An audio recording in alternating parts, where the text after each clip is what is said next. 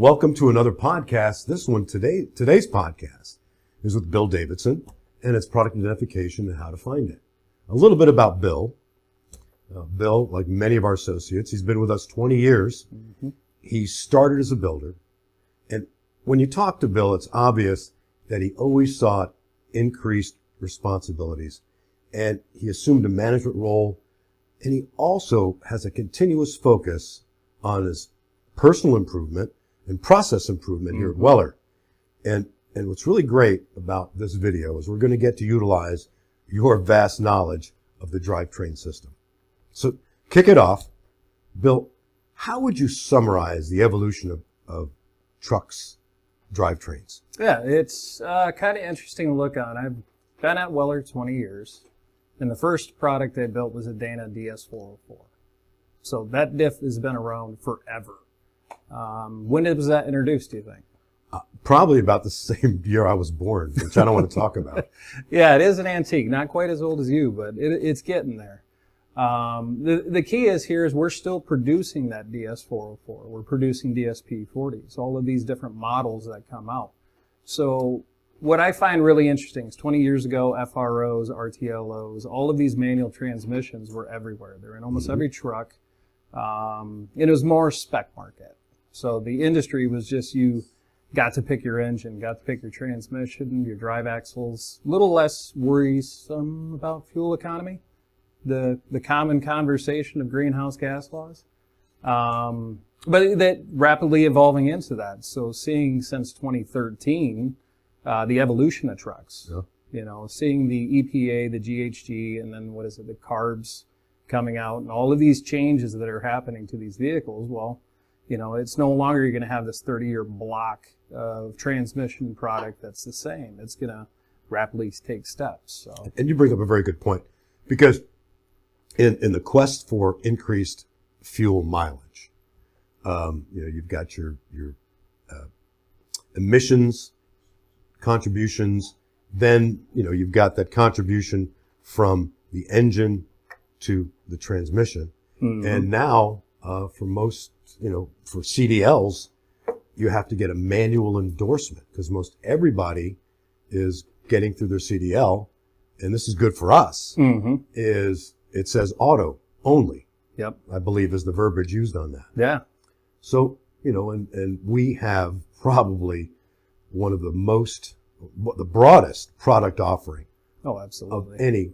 of any supplier, because I think we're covering about 95 to 98% of the market in terms of the transmission space. Okay. So moving on, the identification of a transmission has to be exacting. Why is that? Yes. So kind of going along with that, the changes over the years, you go back to pre-2012. Gliders were in the market. You had custom-built trucks that were on second and third, fourth owners, and they've been repurposed from a line haul to a logging truck or something along those lines. So anytime you're in technical or you're speccing a replacement part, you have to be 100% specific to what that transmission was or is. Good example is a 13-speed manual transmission Fuller, an RTLO 18913, looks really, really similar to an 18-speed. Just one air fitting is like the big visual difference to it. Not knowing that, you might get a transmission, it looks the same. Well, one air fitting's different. You change the air fitting out because it looks close. That can cause in the transmission its life. It'll make the back half essentially wear out early. So IDing exactly what was in the truck is critical for troubleshooting, for technical, for product life, to make sure you're putting the correct materials back into it. And then really just as us supporting it, shipping, logistics, all of that, getting those parts shipped back and forth. It's, VIN numbers are very good, but when you get into second and third owner trucks, so what you brought up about trucks being repurposed, that we work from VINs, but what is important from what I've learned is what is the tag information? Because that tells the tale. Yep. The ID tag on the product really does, drive it home, which is nice. So tags, what are they and where can they be found? Yep. So Weller product, obviously, has some wonderful tags on it. But every product that's manufactured ends up getting a serial number and an ID number and a part number. And then if it's who it's sold through could have its own part number. This is where all these numbers kind of go crazy when you're looking at these ID tags. So when you're looking at a product and you're underneath a truck, depending on a transmission or a diff, each manufacturer will have a different home for it. So most will be passenger side of a transmission. Differentials, most are on the top or right on the side visually or on the axle housing. So if you're a vehicle owner getting ready to make a repair or a maintenance shop trying to ID, you're going to go underneath, flashlight, rag, and I highly recommend taking a photo. Yeah. Like always get a photo because you'd rather just be under there once than going underneath multiple times. So we'll take a look at a couple ID tags. How about that? So the first one's just going to be a differential carrier. This is going to be a Dana style tag that goes on the axle, or it could actually go on the differential carrier itself that bolts into the axle housing. Now in our industry, you've heard so many terms on this. First member, second member, third member, the chunk, pig, the hog. That's another good one. But it really is a couple pieces of data. So you'll have your part number, your serial number, and then there's going to be a model number. That's going to be the big piece to us, is that model. That's going to break down basically the assembly of it, give us the key details of how it was put together. And then with diffs, we really are inquisitive to the axle ratio. And back to the second and third owners, sometimes the VIN is inaccurate. So if you go off the door panel where it says this truck was built as a 370, it could be, as this tag, a 478. So looking at the ID tag, all of that information, on the bottom of that Dana tag, it goes model over to the part number and then the axle ratio. Those are the three key pieces to that product. So yeah, and it's interesting too because we ask those questions. When we're that's why it's very important that you don't just order product from us, but answer the questions. Yes, we're a partner. We're asking these questions because we want to prevent rework. Our goal is to first time delivery on time, and then be the right materials that you need. So question: if a tag is missing or damaged, how can Weller assist with the identification? Now you're talking to drivetrain guys. My whole career is built in building manual transmissions, differentials, working on these parts. Often, year, make, model can start getting us in the right wheelhouse. Visuals, of course. We're big visual learners, like anybody is. You could send a couple pictures, and often our team can ID that very quick. I've done that multiple times during the week, where a customer can't find an ID tag and the VIN doesn't list it out. Glider truck, good example. Just send us some pictures, and then we'll help coach you through how to ID it, A lot of our team do the single countershaft, twin countershaft, automated manual. There's certain questions that can kind of chisel it down pretty quick. So I got another good visual for you. We'll go over to a twin countershaft manual. So this is going to be a metric 10 speed. This was Eaton Fuller's go at dominating the European market, is my understanding of it. So this one's an FRW 15210B. So a bit overwhelming hearing that model. Yeah, because I immediately think FRO. Yes, but it's an FRW. All of that means something to us. So the FRW and the FRM are two B ratio transmissions. They're direct drive, and they're either pumped or cooled. So just that tells me what the base assembly is for you.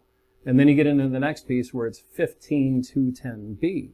Well, 1,500 foot-pounds of input torque. Second gen, all the 210s will be 210s, the metric 10s.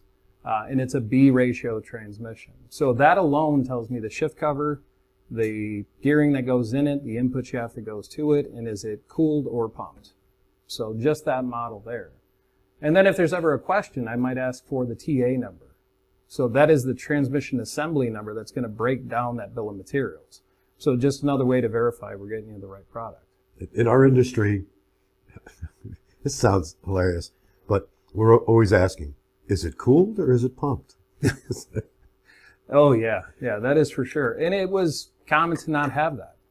But now we go into the automated manual world. So this is Eaton Endurance. Now we're talking the integrations, the fuel economy, the emissions, all the things that go to it. The multiple computers talking to each other everywhere in the chassis, which also makes troubleshooting kind of troublesome as well. But it could make it simpler. It's the conversations between those automated manuals, they're the same thing. They have different systems that have jobs. But instead of being able to feel and touch with a manual transmission, I could feel my clutch, I could feel my shifter.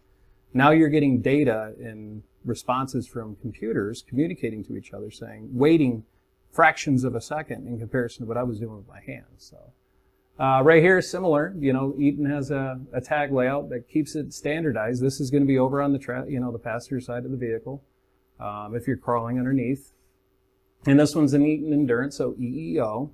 And then same format where it's 1,600 foot-pounds of torque, and then F112C. So it's giving you the speeds of the transmission, the ratio of it. So just that model alone, it gives a lot of data. And that really follows our part numbers. So how we inventory and how we sell really follows those models. And then the TA number, yet again, a transmission assembly number that can verify that piece. Now, the big piece to me here is right up until 2013. Is you can really start trusting a VIN more as these trucks are becoming more vertically integrated. And can you speak to that a little bit about the Freightliner truck or the Volvo truck versus what it used to be? Well, I mean, now a lot of it's been the industry looking for safety. I think that's more important to look at it in that respect than saying, well, we're just meeting a regulation. Okay. And I think that, driver comfort, driver safety, because, the goal of NHTSA per se is to reduce highway deaths. Okay. So in the short version is how can the truck be integrated in all those systems, engine, drivetrain, fuel management, steering, body control, pitch and yaw, and then also to braking. So all these systems contribute to, I think you have to look at it, they contribute more to safety in as much as they contribute to just fuel economy. Okay. And also, I think that with the advent of the automatic transmission, that definitely has a lot less wear and tear on the driver. Absolutely. But with that, drivers need to understand that these units do require attention on their part, and won't go into that. Yeah. Well, that's a video for another day. It's a video for another day. Oh, so yeah, the automated world on identification. So back on track. We got a little off track there. But I appreciate it because I do come from a little bias side of being just a transmission and a diff guy. So I did love my manual 18-speed transmissions, but it's nice seeing the evolution of this stuff. So now here's a good example of a hybrid. So this is a little mid-range. Now we're going to go around the video that we're showing you. We're going to go around it, show you the tag location again. It's going to be on the passenger side of the vehicle. So you're noticing a kind of a common trend with the Eaton, Fuller, Eaton, Cummins product lines is they generally put their tags in the same locations just to standardize it, keep it simple for the mechanics and technicians.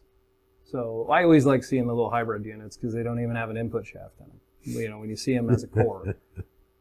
So yeah, right there on the passenger side of the transmission and gives the same basic data. It's going to give you the model, the serial number, which is right below, and then the transmission assembly number, which kind of breaks down that material list again. So, and then the last example we have, I would be in trouble if I didn't have a couple talking points about the Allison product.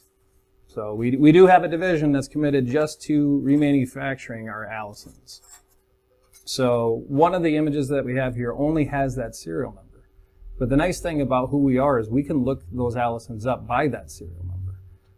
Because some of these tags, like the one that I'm showing you here, there's a lot of data on there. And it's what information on this tag do you really need to have? Well, the good news is about all of the Allisons, like the one on the screen here, is on the bottom, they're going to have a part number and a serial number. That's really going to be the critical piece for us. Is the part number will give us the majority of the specs, but that Allison serial number is what we're really looking for. So unlike the Eaton Fuller product, where we're going to ask you for the serial number. On the Allison, we're not going to do that in the Eaton Fuller or the Cummins and Meritor product lines. We're not going to be looking for their serial number. We're going to be looking for their part number and model number. So there is a little variable when it comes down to different products. So be aware of that too. Is that, so our Allison tag lists what information? Yeah, so on the Allison model tag that we put on our units, the good news is we got that QR code that Steve Donahue was bringing up, so another podcast for another day. But on our Allison ones, it does have the model number, and then it also includes the part number and our serial number. So how we serialize our products. And then other products, we primarily put our serial number, and then it's written on there by the rebuilder what specs it has and the model that it is. So just real quick. Yeah. Not to get into Steve's podcast, but when they scan that QR code, what information do they get? Yeah, so the QR code's a great resource to bring you over to our website. So just to recap there, it'll bring you to some service literature, the owner's manuals, things like that to help you, that specific product with installation, maintenance, what oil goes into it, what programming should I do after I put it in. The critical piece is to be successful with installing that Weller transmission. And that also includes the owner's manual. Yes, yep, that includes the owner's manual with torque specs, just a great resource for everybody. Yeah, we talked about there's a lot of resources that you are familiar with. What are some of the resources that would be a benefit for people on the podcast for future reference? Yeah, so definitely visit wellertruck.com, go to the resources tab. Know that you have your support team here at Weller. So I take a lot of pride in the passion that all of our teams have in supporting our customers. So you could call us even if it wasn't a Weller transmission. We're still going to offer guidance and support on identification. Your account managers. Mm-hmm. So you have so many layers of forward-facing reps that are getting out there and touching base and visually that can help. So when they stop on site, maybe ask them a question. And then we got info@wellertruck.com. There's so many that go into that support mechanism. It's what are you looking for? Are you looking for additional information for your technicians? Are you looking for vehicle operator? Are you looking for the partner in, support when it comes down to the account management? I don't know. That's something you got to answer on. Well, yeah, we have a sales force. You'll find them in every state. A couple people in some states. Mm-hmm. Then we'll have with another store coming on board, we'll be up to 40 locations in 2025. Yeah. And so that's another resource too, is our store personnel. The vast majority of them are very knowledgeable, seasoned professionals. Mm-hmm. And they're there to help. I think that, our mission at Weller is always to do the right thing. And it's always to respect the customer. And I think you brought up a very good point, because I will make mention of that to customers, prospects, and tell them, if you're having difficulty you need technical information, or in this case, mm-hmm. you need assistance with identification of a product, whether it's our product or not, we're going to be there to help you. Absolutely. And you can find a lot of information at wellertruck.com. Not only, you can also find inventory, but you can find those technical resources across our wide and broad product lines. And we're talking about transmissions, manual, automatic, automated manual transmissions, differentials. Yeah. It's funny when you brought that one up. We have customers out there that they specialize in second and third owner trucks. There you go. And so, yeah, I don't want to say what year I was born. I'm still not going to tell you. And then also, too, steering gears. Yep. And also, one thing that's emerging, too, that is another identification piece that we didn't really talk about, but that is on the electronic side. Oh, yeah. Yeah. And for electronics, well, the best resource is go to the website, look up our 800 number, Yep. or send a contact form in, and that will route it to the electronics department. That's a whole separate department that has grown. I think we're in a, that has grown significantly, and our product offering in that, it's not like where we have tags Yeah. in a lot of that product. Yeah. But some of that product is tagged, some of it's easily identifiable, some goes by serial number, some goes by part number. Oh, yeah. Yep. But- Especially there, you don't want to put the wrong computer in the wrong truck. Exactly. Well, this has been fun. Once again, I guess we turned a very dry, flat subject Yep. into Flat. something hopefully very interesting for those who Yeah. are going to view our podcast. Absolutely. Bill, thank you. Oh, you're welcome. Thanks for joining us.